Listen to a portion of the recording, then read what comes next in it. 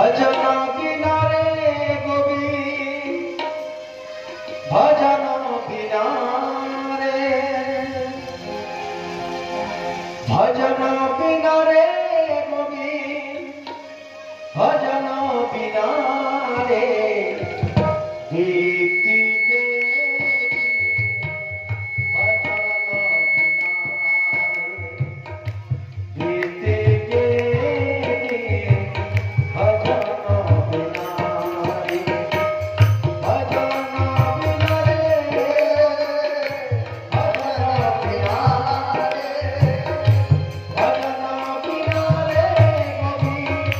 भजन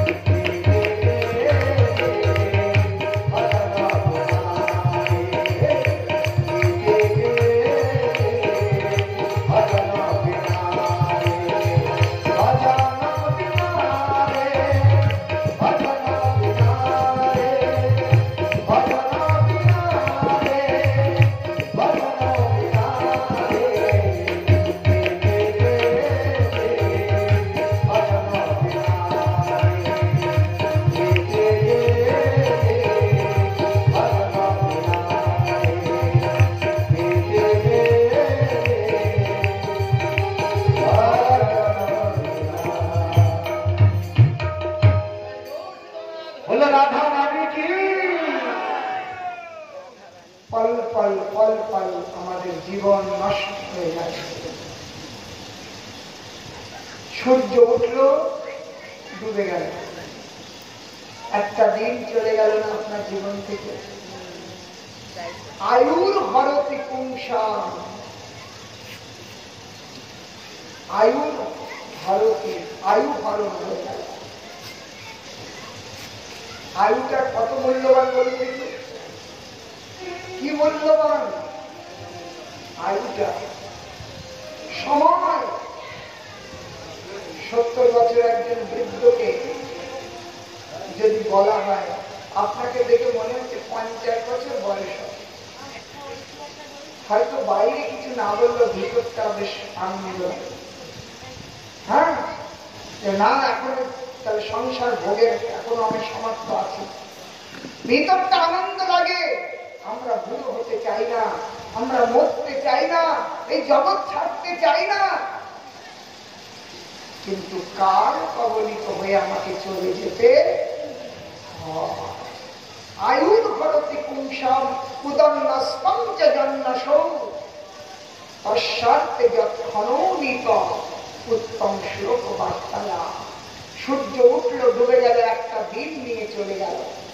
এইরকম দিন, সপ্তাহ, মাস, বছর কেটে গেল, কিন্তু ওইটা ধরে রাখা যাবে না।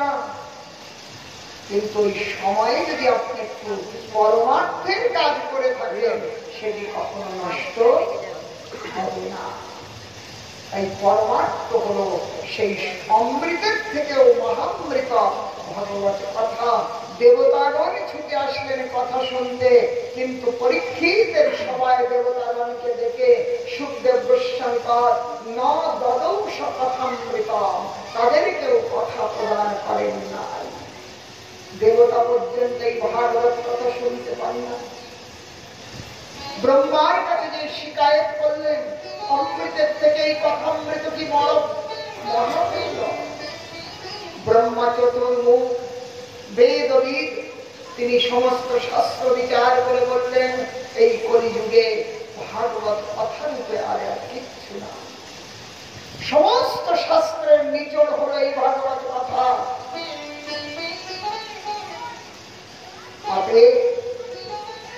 যৎ ফলম নাস্তি তপসা, যৎ ফলম নাস্তি তপসা ন যোগেন সমাধিনা, তৎফলম লভতে সম্যক কলৌ কেশব কীর্তনম। অন্য যুগে যে ফল তপস্যা, জ্ঞান, যোগ, সাধনার দ্বারা লাভ হতো, তাও পাওয়াও যায় নাই হয়তো। কলিযুগে যদি এই ভগবানের নাম, ভগবানের কথাতে রুচিযুক্ত হওয়া যায়, তাহলে সেই ফল অতি সহজে লাভ করা যাবে। আর এই ভাগবত কথা স্বয়ং ভক্তি দেবী, তিনি সনক সনন্দন সনাতনের মুখে শ্রবণ করেন। ভক্তি তার জ্ঞান এবং বৈরাগ্যকে নিয়ে আর নৃত্য করতে লাগলেন। ভক্তি সুত তরুণ প্রেমৈক রূপা সহসা বিরাসি, শ্রীকৃষ্ণ গোবিন্দ হরে মুরারে, নাথেতি নামান মুহুর বদন্তি। পুনঃ পুনঃ সেই ভগবত কথা শ্রবণ করে আজ নৃত্য করতে লাগলেন ভক্তি দেবী। জ্ঞান এবং বৈরাগ্যকে সাথে নিয়ে আজ গোবিন্দ গুণগান গাইতে গাইতে সুখদেব গোস্বামী পাঠ, অন্যান্য সমস্ত ঋষি সমুদায়, অনন্ত দেবতাগণ আজ সকলেই সেই ভগবত কথাতে নৃত্য করছেন, আনন্দে মত্ত হলেন। গোবিন্দ গুণ গাইতে গাইতে এই জগতের সার শেষ আনন্দ হল এই ভগবত কথা, ভগবত নাম। ভক্ত জগতের কোন আনন্দ সব রকমের মানুষ একসাথে বসে আস্বাদন করতে পারে। টিভিতে কোন সিরিয়াল দেখছেন, বাচ্চা, ছেলে, বৌমা, পিতা মাতা, শ্বশুর শাশুড়ি সবাই মিলে এই জগতের কোনো আনন্দ নাই যে একসাথে নেওয়া যেতে পারে। কিন্তু একটা আনন্দ আছে জগতে, সেটি হলো এই ভগবত চর্চা। এখানে সবাই সমান রূপে এই আনন্দকে অনুভব করতে পারে, যেটা এই পৃথিবীতে অন্য কোথাও নাই, অন্য কোনো রসে নাই, সেটাই ভাগবত রস। এখানে বয়স দেখে না, এখানে বিদ্যা দেখে না, এখানে সামর্থ্য দেখে না, এখানে দেখে কেবল মাত্র তার শ্রদ্ধা। শ্রদ্ধার মূল্য দিয়ে এই ভাগবত কথা আস্বাদনের অধিকারী সমস্ত প্রাণী এই ভাগবতের অধিকারী। সেজন্য ভগবত কৃপা যখন কারোর উপরে হয় না, তখন তার বয়স আর দেখে। আমরা মনে করি এই বাচ্চা বয়সে কেন হরিভজন করতে গেলে, এটা ভগবত কৃপা হলে সেখানে আর কোনো বাধা হয় না। অতএব আজ এই ভক্তি ভগবত নামেতে উন্মাদ। এখন সুত গোস্বামীকে জিজ্ঞাসা করলেন সৌনক ঋষি, কি প্রভু, এই ভাগবত কথা শ্রবণ করে পাপী ব্যক্তি, সমাজ বঞ্চিত, উপেক্ষিত, পরিজন পরিত্যক্ত, দেশ বিতাড়িত, ঘৃণিত, উপেক্ষিত এইরকম কোন ব্যক্তি তিনি কি ভাগবত শ্রবণ করে পরম গতি লাভ করেছেন, তার কি কোন প্রমাণ আছে? ভালো করে শুনতে হবে। সুত গোস্বামী পাদ বড় হর্ষান্বিত হয়ে বললেন, কি বলছেন?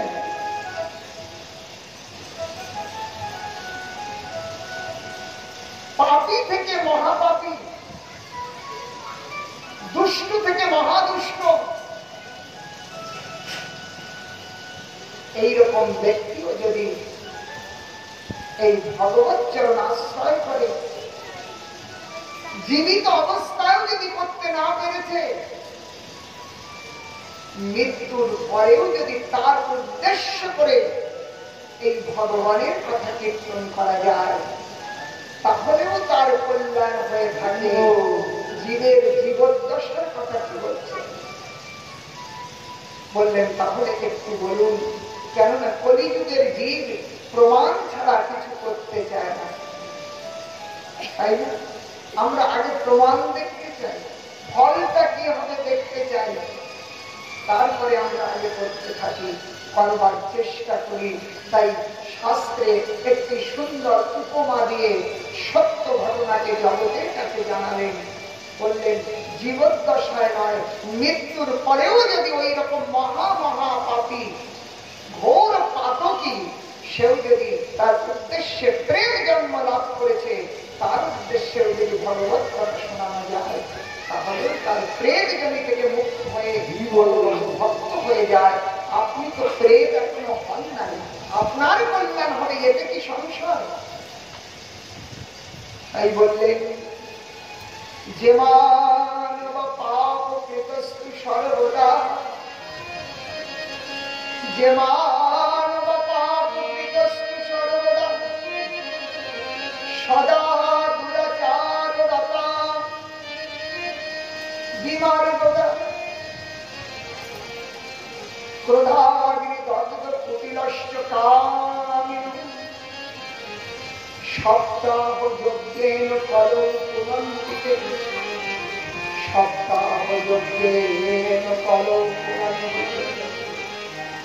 যে মানব পাপ কৃতস্তু সর্বদা, যে নিরন্তর পাপ কার্যে রত ছিল, সদা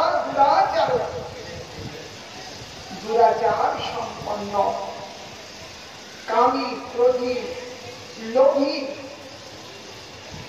এইরকম ব্যক্তিও তিনিও যদি জীবদ্দশায় নয় মৃত্যুর পরে প্রেত জন্ম লাভ করে তার উদ্দেশ্য ভাগবত শুনিয়ে তার যদি কল্যাণ হয়ে থাকে, তাহলে আমার তো কল্যাণ হবে, একটা আমার চিত্তের ভরসা। আজ বললেন প্রভু কৃপা করে বলুন। তাই সুত গোস্বামী পাদ বললেন,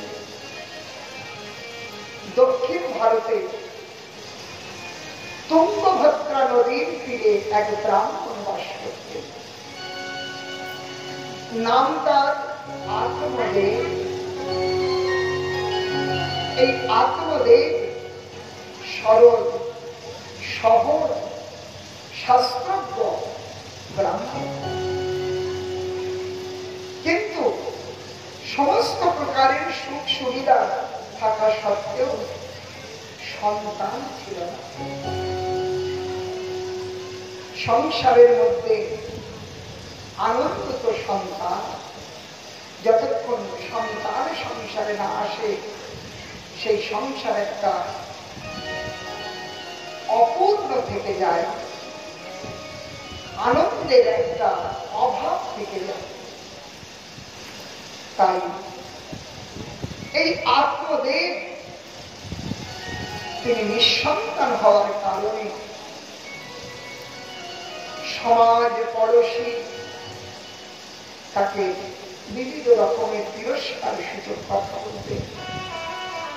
রাস্তায় বেরোলে বললেন, আজ থেকে তোমার মুখ দেখলাম প্রথমে নিঃসন্তানের মুখ দেখলাম, আজকের দিনটা ভালো যাবে।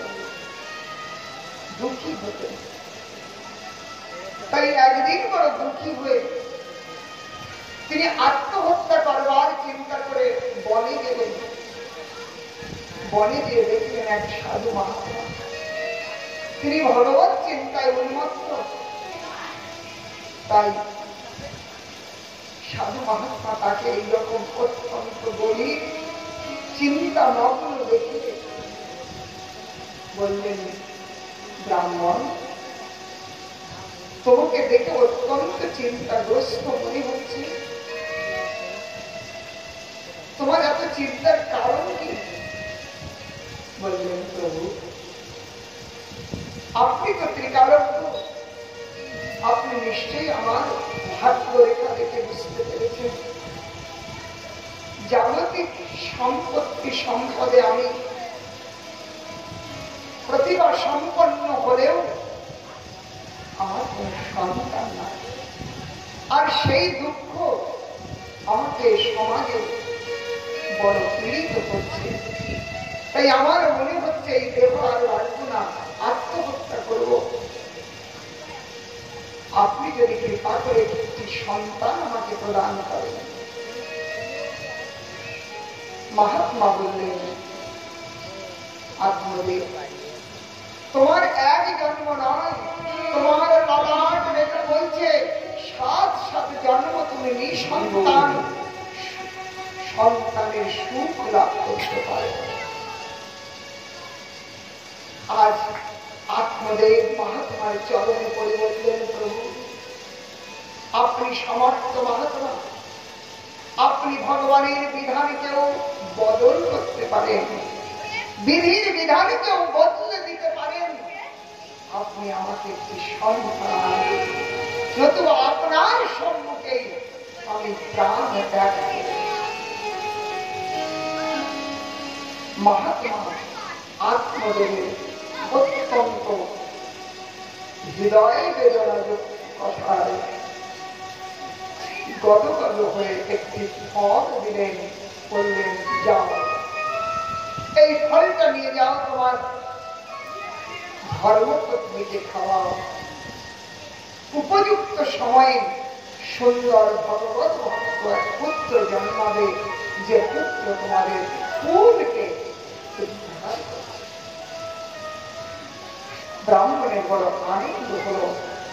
ফলটি নিয়ে আনন্দে ফিরে এসে ধর্মপত্নী ধুন্ধুরি দেবীকে ডেকে বললেন, শুনছ, কোথায় আছো? দেবী এসে বললেন, কি ব্যাপার আজকে এত প্রসন্ন? বললেন, জানো, এক মহাত্মার দর্শন হয়েছে। মহাত্মা দেখে একটি ফল দিয়েছে, এই ফলটা তুমি খাও, আমাদের একটা উত্তম সন্তান হবে। আজ ধুন্ধুলি তিনি তার কি সন্দেহবাদী, আজ মনে মনে চিন্তা করলো, এই ফল থেকে সন্তান হয়, আবার সাধুর দেওয়া ফল, না জানি কোনো জাদু না হবে কি, অথবা যদি সত্য সত্যই সন্তান হয়, তাহলে আমি শুনেছি কল্যাণ মহারাজ 100 বছর নাকি মাতৃগর্ভে ছিল। ওই রকম যদি আমার সন্তান মাতৃগর্ভে থেকে যায়, তাহলে কি কষ্ট বলুন। সুখদেব গোস্বামী মাতৃগর্ভে 16 বৎসর ছিলেন, ওই রকম যদি থেকে যায়, এটা সাধুর প্রসাদ, তাহলে কি কষ্ট। বাড়িতে যদি বিপদ হবে সবাই পালিয়ে যাবে, আমি তো পালাতে পারবো না। যদি কিছু হয়ে যায় তখন আমি মরবো আর সবাই বাঁচবে, এই কুতর্ক করতে লাগবে। কি আমাদের উপরে এর থেকে শিক্ষা নিতে হবে। বলেন, আমরাও এইরকম, ভগবানের কথাই তো ফল, আমরাও কিন্তু সেটা নিয়ে বাড়িতে গিয়ে তর্কের সঙ্গে ওর সাথে মিলাতে থাকি। সাধু বলেছে এটা করতে হবে না, বলে ও কিছু না, সব ছেড়ে দাও, ও শুনে এসেছিলাম ওইখানে। কল্যাণ হবে, কল্যাণ হবে। সাধুর কথাকে অটল করে যেদিন গ্রহণ করতে পারবো, শাস্ত্রের কথাকে সেই দিন জানবেন আমার কল্যাণ শুরু হবে। শোনা কেবল শোনা পর্যন্তই কেটে গেল, শোনা ভালো লেগেছে, বলছে ভালো লাগছে, কিন্তু ওই ভালো ভালো নয় যদি সেটা আমি, ওই ফল তো পেল, ফল তো দিল, কিন্তু তর্ক করতে লাগলো, ফল খেল না। তার ভগ্নীকে ডেকে দুঃখের কথা বলতে লাগলো। ভগ্নী বলল, আমার গর্ভে সন্তান আছে, অনেক ধন আছে তো, সেই জন্য ভগ্নী মনে করলো যে কিছু ধন আমাকে দিয়ে দিবি, আমি তোকে পুত্র দিয়ে দেবো। পতিদেবকে বলবি যে আমার পুত্র সরল ব্রাহ্মণ। বলে, তাহলে ফলটা কি করবো? বলে, বাড়িতে যে গাভী আছে তারও কোনো বাচ্চা হচ্ছে না, বলে ফলটা গাভীকে খাইয়ে দে, ফলেরও পরীক্ষা হয়ে যাবে কি ফল থেকে সত্যি কোনো পুত্রের জন্ম হয়। আর এই ফল গাভীকে খাইয়ে দিল, আর পতিদেবকে প্রতারণা করলেন। হ্যাঁ, আমি ফল খেয়ে নিয়েছি, কিন্তু ফল কল্যাণ হবে। আজ সময়ে ওই বোনের সন্তান হল, সেই সন্তান এনে ধুন্ধুলি দেবীকে প্রদান করে বললেন, তোমার পতিদেবকে বলো আমার সন্তান হয়েছে। পতিদেবকে জানালেন, মহারাজ আমার সন্তান হয়েছে, এই দেখো। আজ আত্মদেব বড় প্রসন্ন হলেন, আমার সন্তান হয়েছে। কিছুদিন পরে ওই যে গাভীটিকে ফল খাইয়েছিল, সেই গাভীটিও একটি সুন্দর অতি অতি আদরের একটি মানুষের সন্তান জন্ম হল। গরুর পেটে মানুষের জন্ম হল, কান দুটি কেবল গোমাতার মতো, বাকি শরীরটি মানুষের, মানুষের মতো কথা বলল। অবাক করে, সন্তান ছিল না, দুইটি সন্তান বাড়িতে এলো, আহা, আত্মদেবের আনন্দের শেষ নাই। কিন্তু সাধুর প্রসাদ কোনটি? ওই গোমাতার পুত্রটি। তাই সে শান্ত স্বভাবের, সে গুরুজনের সামনে নতমস্তক, মিষ্টি ভাষী, বড়দেরকে সম্মান আদর করে,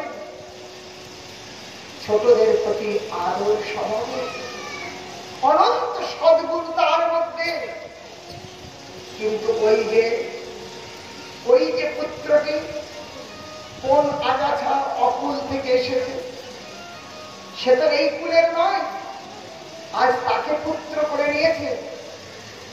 আজ সেই পুত্র যত বড় হতে লাগলো, মৃত্যু কর্কশ স্বভাবী, কুটিল, জটিল, মিথ্যাবাদী ইত্যাদি তার অপগুণ। আজ দুইটি বালক একসঙ্গে বড় হচ্ছে, একটি শান্ত স্বভাবে আর অপরটি অত্যন্ত ঘৃণিত স্বভাবে হচ্ছে। আজ আশেপাশে লোকের বাড়িতে চুরি করা, লোকের বাচ্চাদেরকে ধরে মারা, বড়দেরকে গালি দেওয়া, অন্যের বাড়িতে গিয়ে আগুন জ্বালিয়ে দেওয়া ইত্যাদি কর্মের দ্বারা সমস্ত পড়োশী গ্রামবাসী সন্ত্রস্ত হয়ে উঠে। ওই আত্মদেবকে রাস্তায় দেখলে গালি দিতে লাগেন, তোমার ছেলে আগে এই করেছে, তোমার ছেলে এই করেছে। দিন প্রতিদিন আজ সহন করতে করতে সহনের সীমা পার করে গেল।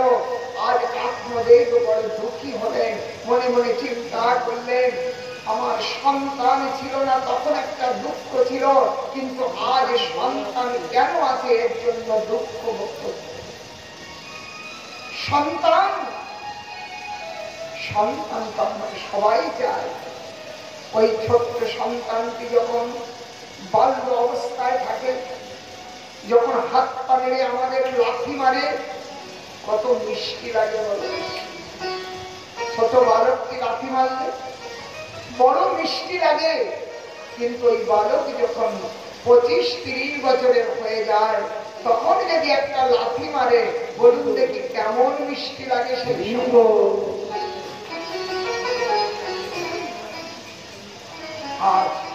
আজ সেই অবস্থা হলো এই আত্মদেবের।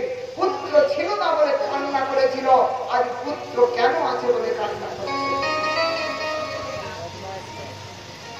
পুত্র যদি সুপুত্র হয় তাহলেই তো আনন্দ। এই সংসার সুখের 4টি জিনিস মনে রাখুন। সেই সংসার সুখের হয় এই 4টি জিনিস হলো, একটি হলো কায়া, আপনার শরীর যদি সুস্থ থাকে। দ্বিতীয় হলো পর্যাপ্ত অর্থ, শরীর চালানোর জন্য পর্যাপ্ত সংসার নির্বাহের পর্যাপ্ত অর্থ। মায়া, কায়া, মায়া, অনুগত জায়া ভাজ্যা পত্নী, আর ছায়া আপনার প্রতিরূপ অর্থাৎ সন্তান। কায়া, মায়া, ছায়া আর জায়া, এই 4টি যদি অনুকূল হয়, আর সেই বাড়িতেই অনুকূল হয় যে বাড়িতে লক্ষ্মীপতি নারায়ণের সেবা হয়, সেই বাড়িতে এই 4টি সমান রূপে দেখা যায়।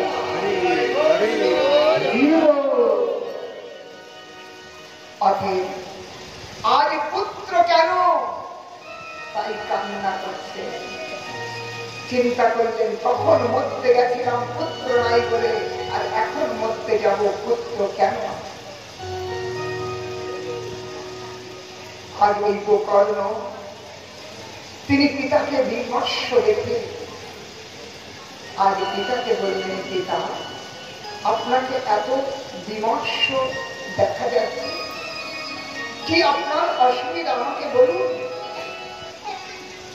গোকর্ণ আজ পিতার তাকে অনুনয় করতে,